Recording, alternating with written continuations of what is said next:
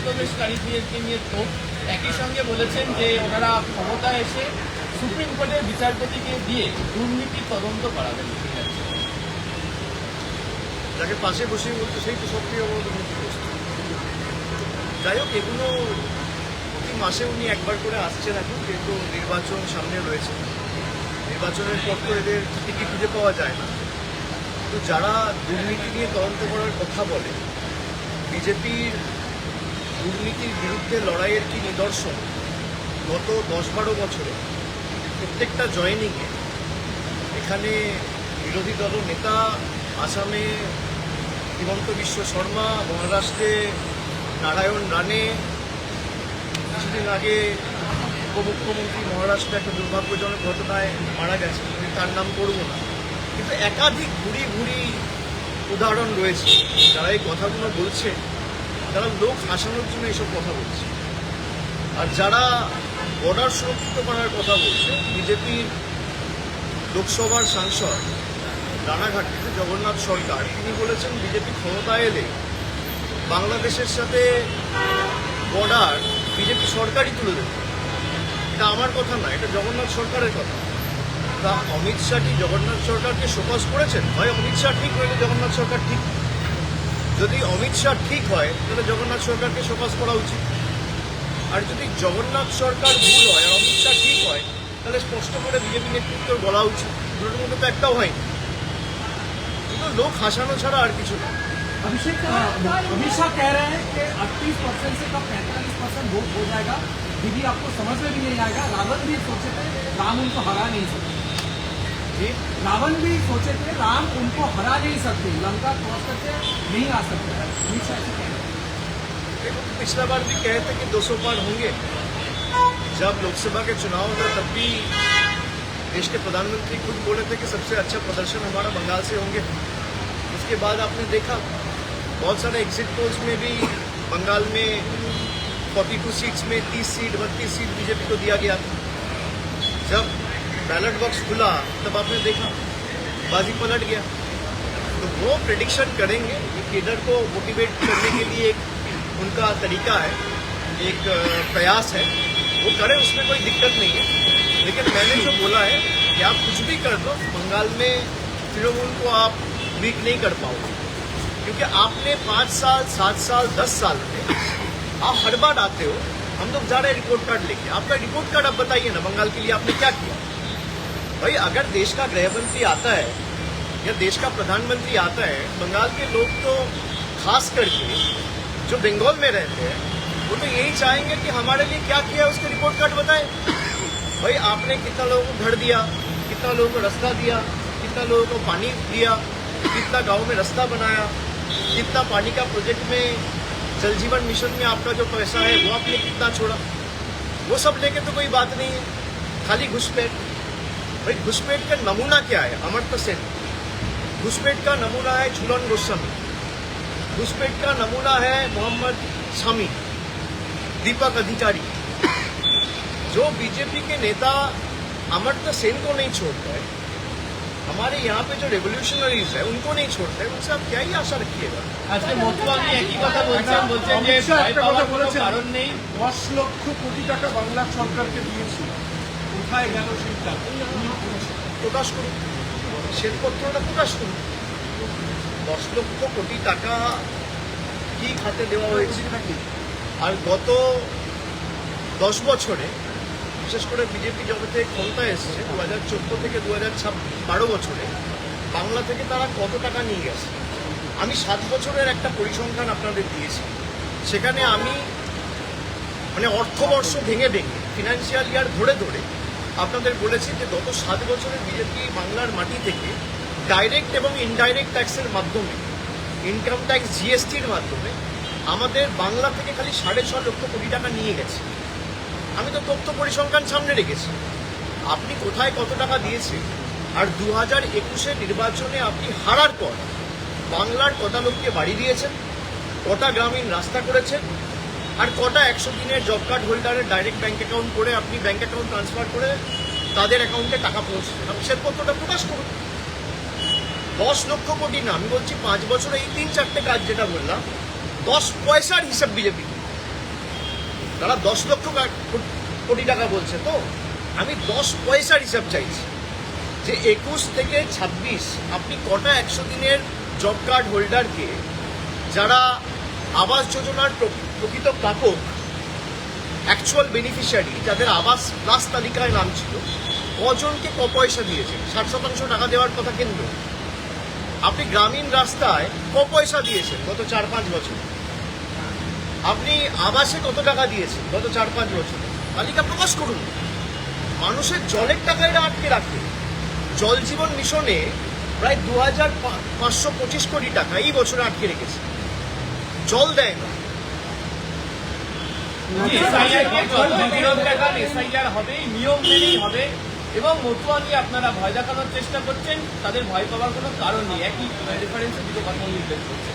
আরে ওদের নেতারাই তো বলেছে মতুয়া ভাইদের যদি নাম বাদ দেয় বাদ দেবে।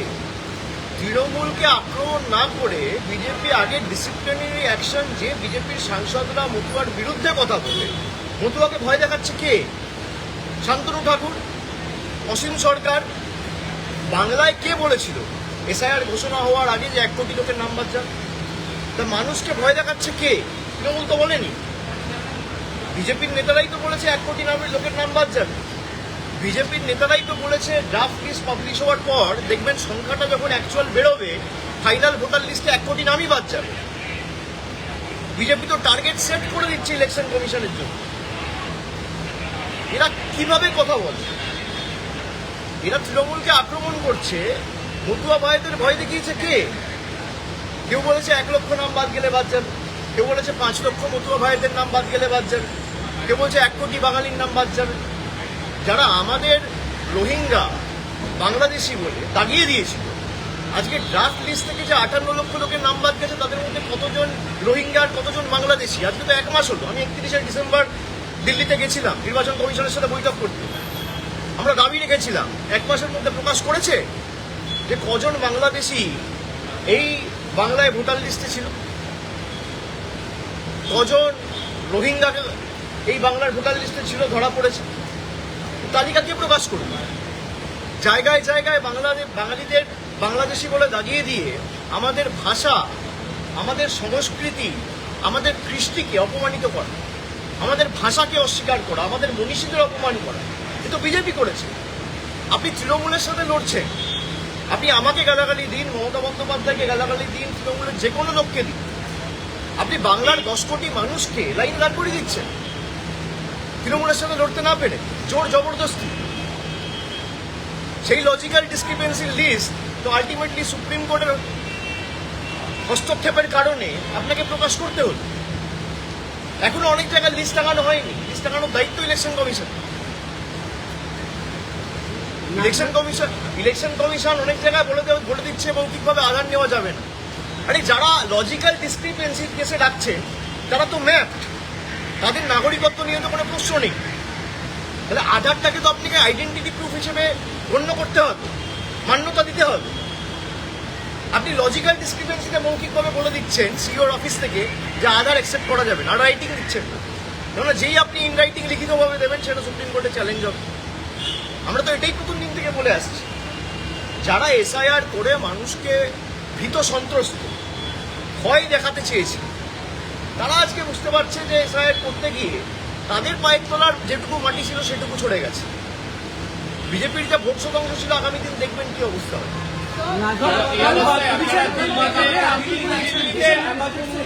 बजट से कुछ एक्सपेक्टेशन है? একজনই बजट से आपका बजट में बोले কি আরেকবার বলুন। নাজিরাবাদের আনন্দপুরের সাম্প্রতিক মর্মান্তিক ঘটনার কথা উল্লেখ করে উনি বলেছেন এটা মুখ্যমন্ত্রী ভ্রষ্টাচারের ফল। একটু অ্যাড করে দিচ্ছি, বলেছেন যে এই মালিক বিদেশ সফরে গেছিলেন মুখ্যমন্ত্রীর সঙ্গে, এই ঘটনাকে তিনি উল্লেখ করেছেন। And he said that if BJP comes to power, that is a BJP. নীরব মোদী গেছিল মোদীর সাথে। একজন শিল্পপতি হিসেবে স্টেট গভর্নমেন্টের ডেলিগেশনে শিল্পপতিরা যাবে না তো কারা যাবে? আমি সেটাকে সমর্থন করছি। একটা ঘটনাকে নিয়ে পলিটিক্স করে, এটা বিজেপির কায়দা। বিজেপি শকুনের মৃতদেহ খোঁজে আর মৃত্যুর রাজনীতি করে, শকুনের মতো লাশের রাজনীতি। আমি সংবাদ মাধ্যমকে অনুরোধ করবো যে আপনারা তো সমাজের চোখ কান হিসেবে কাজ করে, আপনারা সরকার সমাজের চোখ কান হিসেবে কাজ করে। কোথাও যদি একটা ভুল ত্রুটি হয়, আমাদের সকলকে ঐক্যবদ্ধ হয়ে সহযোগিতা করে একে অপরের সাথে যাতে এই ধরনের ঘটনার পুনরাবৃত্তি না হয়, আমাদের এটা সুনিশ্চিত করতে হবে। অমিত শাহ বলছেন যে আনন্দপুরে যে ঘটনা ঘটেছে তার জন্য মমতা বন্দ্যোপাধ্যায় দায়ী, 1 মাস আগে গোয়ায় যে ঘটনা ঘটেছে তার জন্য তাহলে নরেন্দ্র মোদী দায়ী। পানীয় জল খেয়ে 25 জন মারা গেছে ইন্দোরে, তার জন্য নরেন্দ্র মোদী দায়ী। একটা দুর্ভাগ্যজনক ঘটনাকে নিয়ে একটা মানুষ কত নিচে নামতে পারে যে এই জিনিসগুলোকে নিয়ে রাজনীতি করছে। একটা প্রাইভেট গোডাউন, তার মধ্যে কে কি পরিস্থিতিতে আছে সরকারের পক্ষে এটা দেখা সম্ভব নয়। সরকার খবর পেয়ে ফায়ার ডিপার্টমেন্ট থেকে শুরু করে জেলা প্রশাসন যথেষ্ট সক্রিয়তার সাথে কাজ করেছে। যাদের গাফিলতির কারণে এই দুর্ভাগ্যজনক ঘটনা ঘটেছে, সেই গোডাউনের মালিক এবং ওয়াও মোমোর ম্যানেজমেন্টের দায়িত্বে যারা ছিলেন তাদের সবকটাকে সরকার অ্যারেস্ট করেছে, ব্যবস্থা নিয়েছে। এবং এর উপরেও যদি কেউ থাকে, আমরা চাই কেউ যদি এর সাথে ইনভলভ থাকে, সে যত বড় শিল্পপতি হোক, সরকার কাউকে স্পেয়ার করবে না। যারা মমতা বন্দ্যোপাধ্যায়ের সাথে বিদেশ সফরে গেছেন বলে একটা দুর্ভাগ্যজনক মর্মান্তিক বেদনাদায়ক ঘটনাকে নিয়ে রাজনীতি করছে, তাহলে যে নীরব মোদী মেহুল চোকসির বিরুদ্ধে ভারতকে সর্বশান্ত করে 15,000-20,000 কোটি টাকার ঋণ নিয়ে দেশ থেকে পালিয়ে যাওয়ার অভিযোগ রয়েছে, তারা তো নরেন্দ্র মোদীর সাথে বিদেশ সফরে গেছে। ওয়ার্ল্ড ইকোনমিক ফোরামে মোদীর সাথে কার ছবি আছে? নীরব মোদীর ছবি নেই। Sir, the BJP is doing politics over this entire issue. Definitely, BJP's politics is the politics of division, politics of hatred. And no one should politicize an unfortunate incident. Everyone, irrespective of their political differences, caste, creed and religion, should unite. And as responsible persons of the media, representatives of the media, I urge all of you to join hands and help the administration in making sure such incidents are not repeated in the future. Why will any political party politicize an unfortunate incident? If Mamata Banerjee is responsible for the death of 25 people in Anandapur, then the Prime Minister and the Home Minister is also responsible for the death of 140 people with regard to SIR. Because BJP wanted to implement SIR, they are the one who enforced SIR on the people of Bengal. 150 people died because of demonetization. Then they are also responsible for death of 150 people. More than 25 people died even a fortnight back in Indore by drinking contaminated water. Who is responsible for the death? When you're pointing one finger on other, you also have to understand that there are 3 fingers which are pointing towards yourself. So BJP should try and fight Trinamool on development, on political issues, rather than spreading their bigotry and propagating their message of hatred and divisiveness. And time and again I have said that Amit Shah is the most unsuccessful and failed Home Minister India has seen from the time we have gained independence. Abhishek, If you are having to implement SIR, only one person is responsible, that is Mr. Amit Shah, the Home Minister of this country. But how is someone entering our border if the border is secured and is being guarded by BSF, which comes under the purview and jurisdiction of the Home Ministry? The CISF comes under the purview and jurisdiction of the Home Ministry. How is coal pilferage taking place? Those collieries are being guarded by CISF. Who is responsible?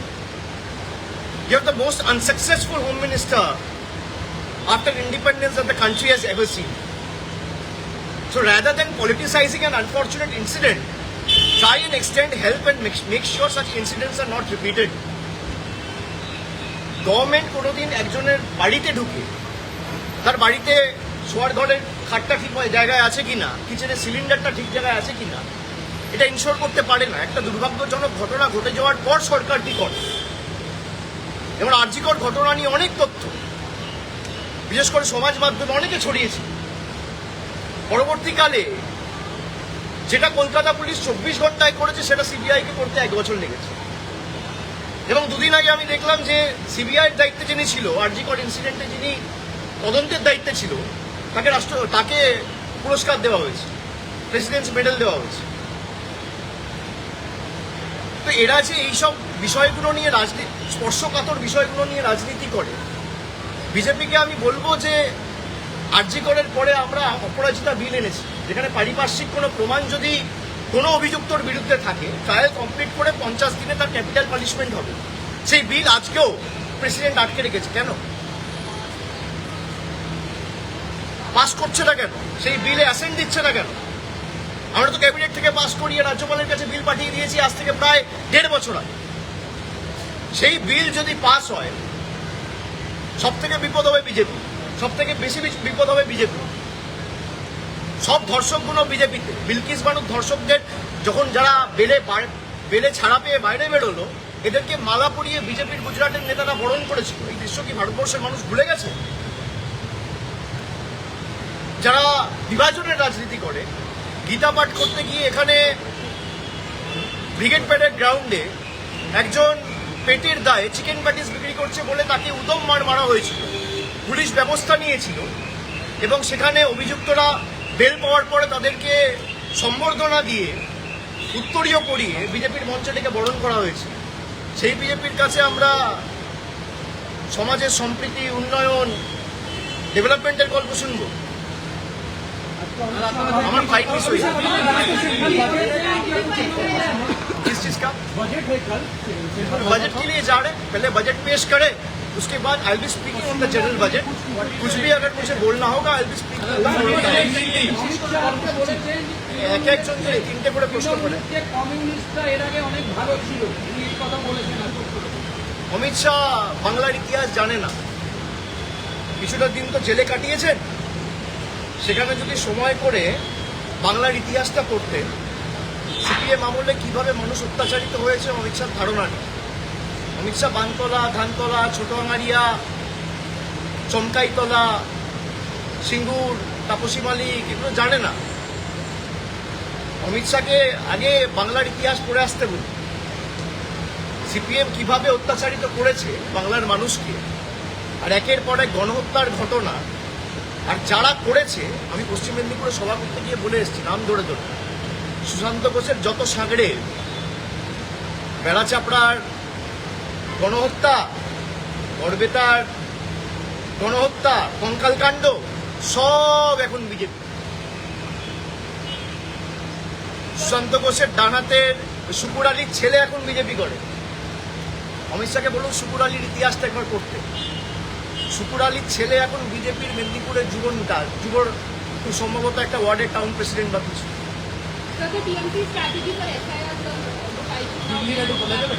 There is no strategy. We have tried to stand beside the people and extend every possible help that we have at our disposal. At the same time, we have been extremely vocal about SIR in the parliament. We are also taking it up legally. Trinamool Congress is the only party which has taken it up in the Supreme Court and filed a petition. We have also mentioned this last week and filed another intervening application bringing before the court how the Election Commission has been flouting the guidelines that has been laid in the last Supreme Court order. It is supposed to come up for hearing next week. We will continue to put our might and fight it both inside the court and inside the parliament. And also on the ground. রওনা হয়েছেন যাদেরকে মৃত দেখানো হয়েছিল, বেঁচে আছে, আপনার সবার অধিকার আছে। কি হবে কর্মসূচিতে? আপনারা জানেন যে আগামীকাল মুখ্যমন্ত্রী দিল্লি যাবেন, তার নির্দিষ্ট কিছু কর্মসূচি রয়েছে। সেখানে আগামী 2 তারিখ নির্বাচন কমিশনের সাথে আমাদের বৈঠক রয়েছে। সেখানে 15 জনের একজন প্রতিনিধি দল যাবে মমতা বন্দ্যোপাধ্যায়ের নেতৃত্বে, এবং খুব সম্ভবত বেলা 4টের সময় আমাদের মিটিং দেওয়া হয়েছে, মিটিংয়ের সময় দেওয়া হয়েছে। আমরা সেখানে যাব এবং পরবর্তী আমাদের দিল্লির কর্মসূচি যা হবে সেটা দিল্লিতেই ঘোষণা করা হবে।